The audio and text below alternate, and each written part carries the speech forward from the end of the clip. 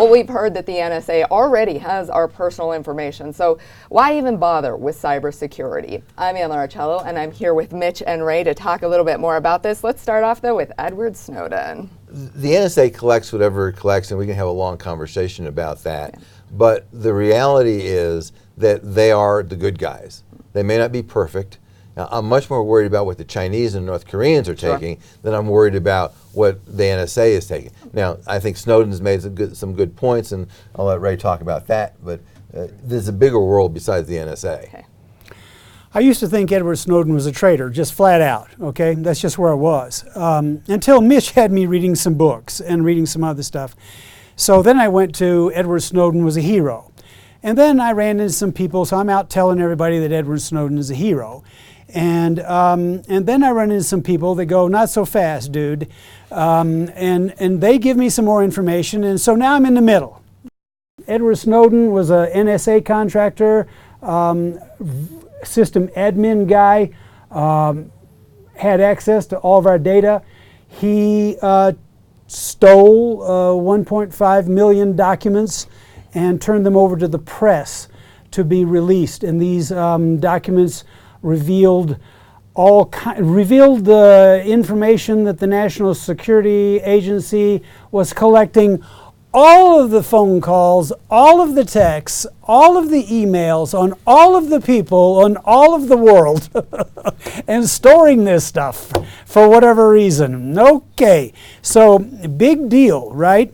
And so there's lots to this story, and we can't go there.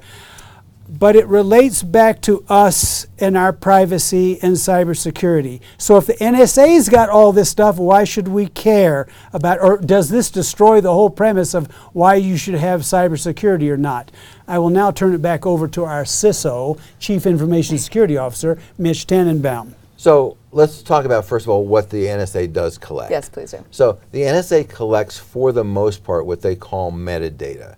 The metadata by itself is enough to fill up all the servers in the world, so they really can't collect all the data. So let's talk about phone calls. What they collect with phone calls is who was the caller, who was the recipient, and phone numbers in particular, what time was the call made and how long did the call last. They're not collecting the contents of you talking to your wife or girlfriend or husband. Oh, right? Well, they... According to what I was reading, Mitch, they do. They don't keep it for that long, but they do get all of it at some point in the process. No. So under Section 702 of the Patriot Act, they collect the metadata. Well, I knew about that for sure. But they're not. The problem is that there's just so much data. Mm-hmm. So what they are tracking is all of the web traffic. They're capturing all of that. And again, what they're capturing is headers. They're capturing the traffic as well, but for the most part, the traffic is encrypted. It takes them some work to go decrypt the traffic, assuming they can, depending on what the encryption algorithm that's being used. So, and for the most part, there's so much data coming out of that data fire hose, they can only keep the data they collect for like 3 to 5 days. And it fills up. They built this huge data center in Utah, in the desert in Utah. It's like, I don't know, 1 million square feet or something, just full of storage devices. And even with that,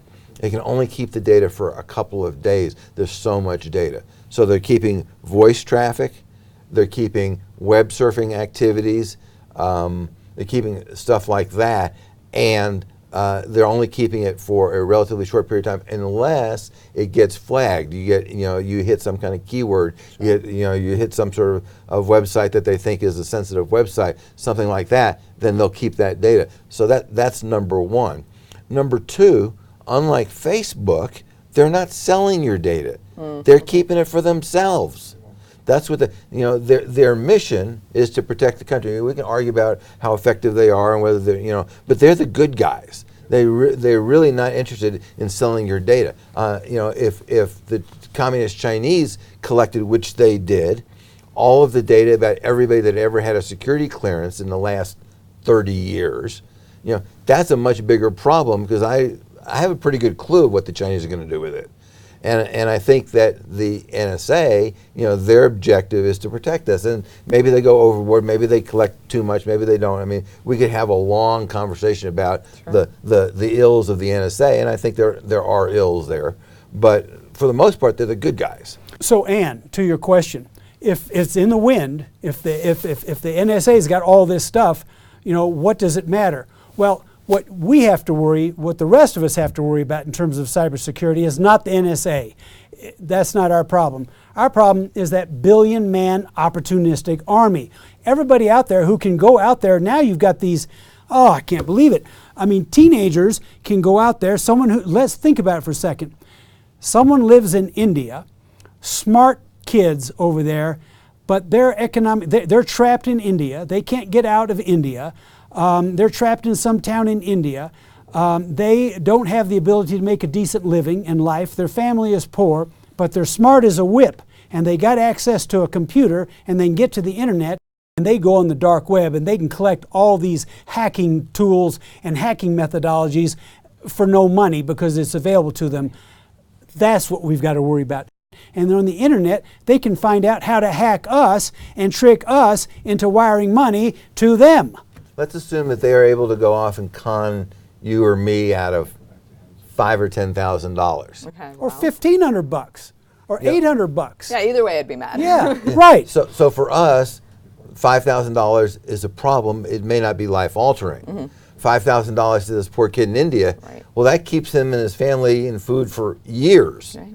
So there's a very strong incentive in the third world for them to do that, because they can take a small piece of the pie and get some very personal benefit out of it. And frankly, they feel entitled to the pie, okay? They feel like we've been keeping them out of the pie for a long time. And if I was over there, hey, you might have to deal with me. That's what we've got to worry about. That's why our cybersecurity programs are important, to protect us from these various people out there they're trying to steal from us, whether they're in India or the guy next door over here in the United States that's taking it from us. That's why we have to care. We can't do anything about the NSA, but we can do something about that to protect our family's money and our family's privacy. And our business intellectual property.